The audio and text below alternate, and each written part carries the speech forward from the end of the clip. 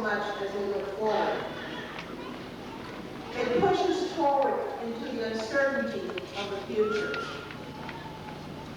I have worked to try to open up science and technology to all people because of my fundamental belief that we need contributions from all kinds of people to help us build, define, and structure our future. We are in an age of transition and uncertainty, an age that needs the skills, the willingness to work, and the goodwill and good wishes of all people. This is your day, your time to shape the next era. Thank you for making me a part of the Hood family.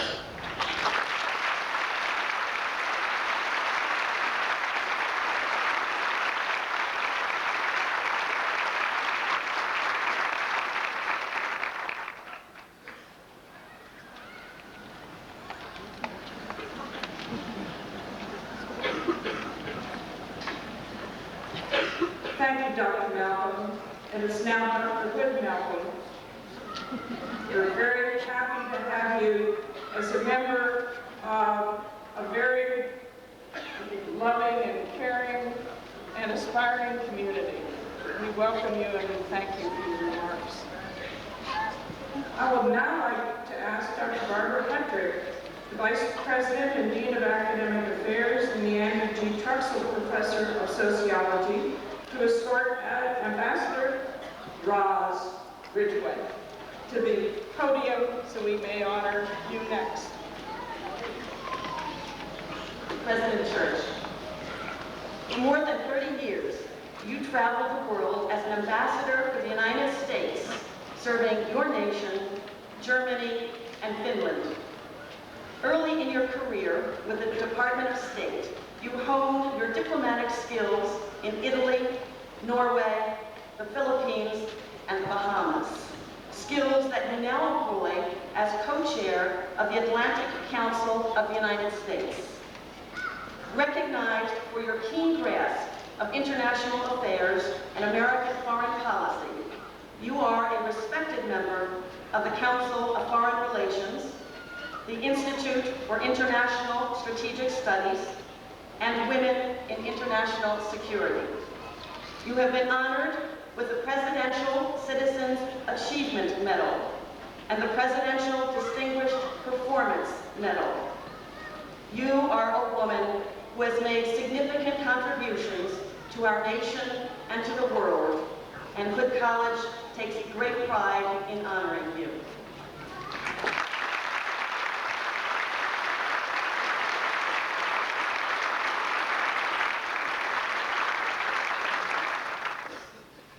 This gives me great pleasure as well. I had only met Shirley Malcolm over the telephone, but I have sat beside Ambassador Ridgway at National Geographic Society meetings, and I thought, she is extraordinary. I already knew that about Shirley Malcolm, so I'm very pleased now to be conferring this degree upon you, Roz. By virtue of the authority vested in me by the Board of Trustees of Hood College and by the state of Maryland, upon recommendation of the trustees of the college, I confer upon you the honorary degree of Doctor of Humanities, with all those rights, all those privileges, and all those responsibilities of reading the stuff we're going to mail you. In token whereof I hand you this diploma, and I ask the marshals to vest you with a hood. Congratulations.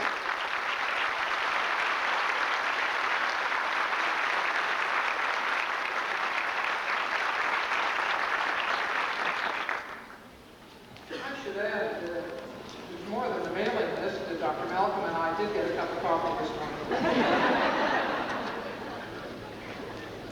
President Church, members of the Board of Trustees, faculty, students, family, I'm deeply honored by the invitation from Hood College, President, Board of Trustees to join the Hood family.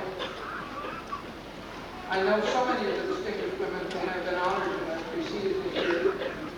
So be flattered also to join Dr. Malcolm in being included among my number. I take away a sense of now being part of the Hood family, Hood being, as we all know, a superior liberal arts college in Frederick, Maryland.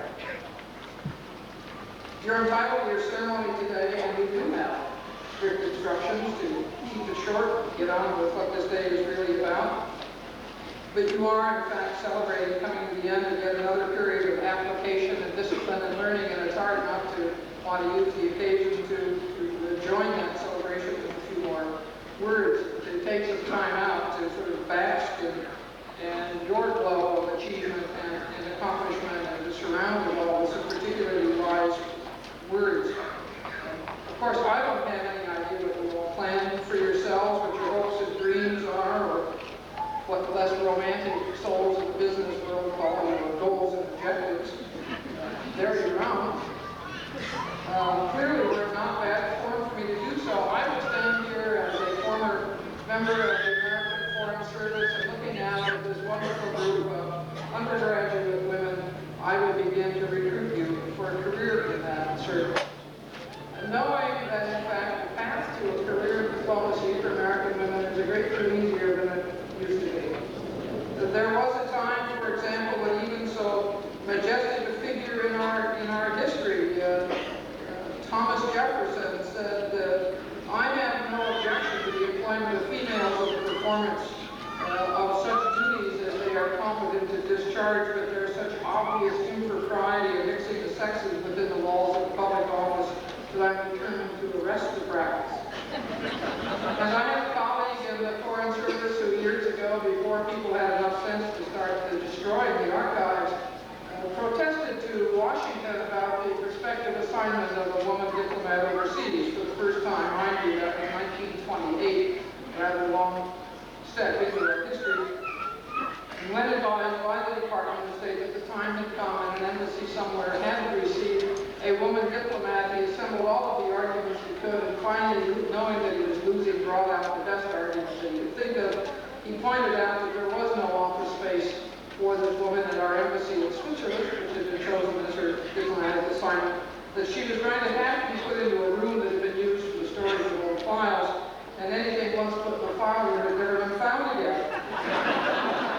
Well, those days are gone, and I'm happy to report, if you're thinking of a career in American diplomacy, that today the entering class of every diplomatic group going into the American Foreign Service is 50% female.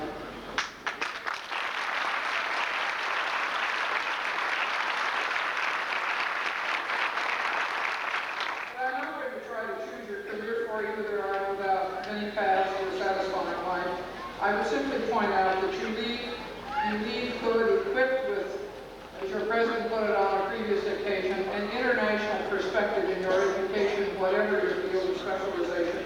And there is a world beyond our borders today that is approaching the next century, a world beyond our shores that is confusing, a world that is full of adversaries who have become partners and partners who have become competitors. We're ambivalent about it. Prefer clear choices, advancing human rights, protecting the environment, fostering democracy. We don't like ambiguity. And yet that world of the next century is a world of ambiguity. I'm confident as I go ahead, knowing what I know of the excellence of Hood, that with a good education, you can deal with that next century, and you can provide the leadership that America will need as the world takes on the challenge of a new and transforming agenda. I am very honored to be a part of the Hood family. I will watch with interest as you meet your new responsibilities. Thank you very much.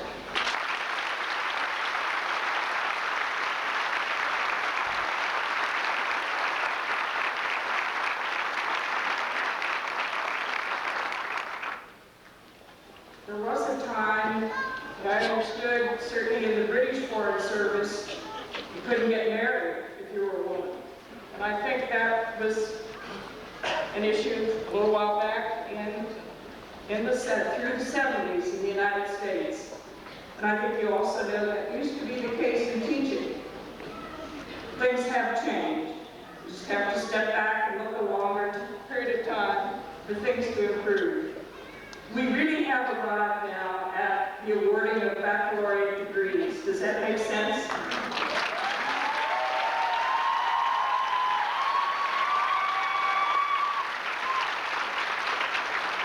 I expect perfect decorum. I expect the audience never to utter a peep. Nothing shall happen back there while we're conferring the degrees.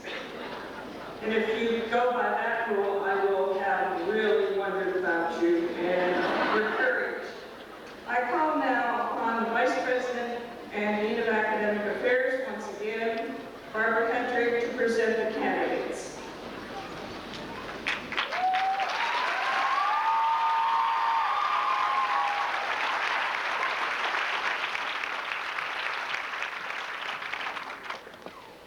This year's graduating class of 236 students comes from 13 states and 11 foreign countries.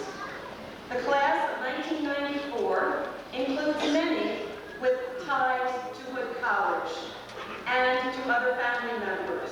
Several of this year's graduates are on the Hood College staff. In addition, 1994 marks the 21st anniversary of the establishment of Hood's Adult Learning Program, with 103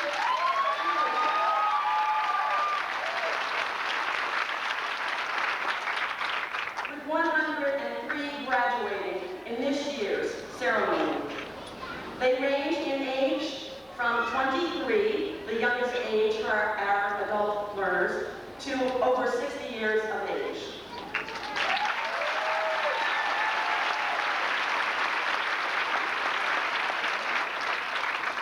One of this year's graduates has been awarded a Fulbright Fellowship for graduate study.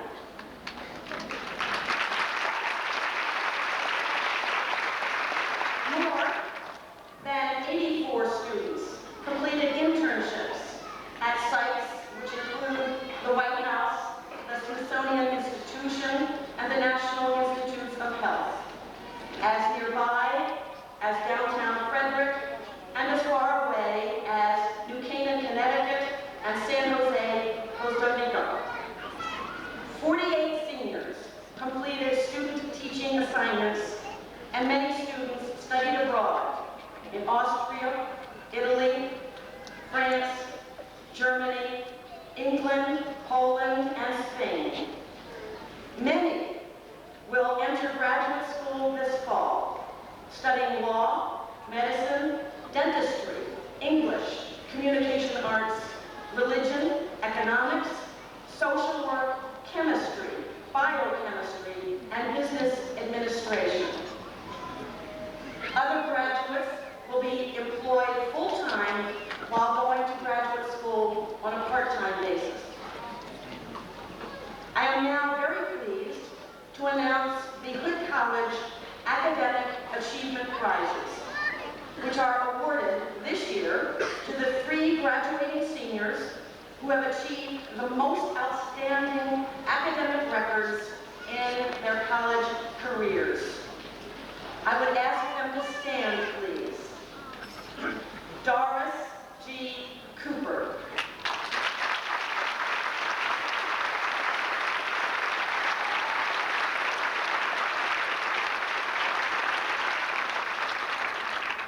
Anietta Elizabeth Melan Wilmot.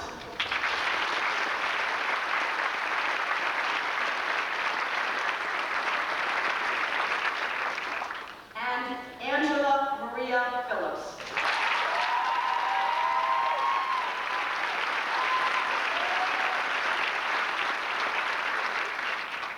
A bond will be sent to each one of you from the registrar. Congratulations.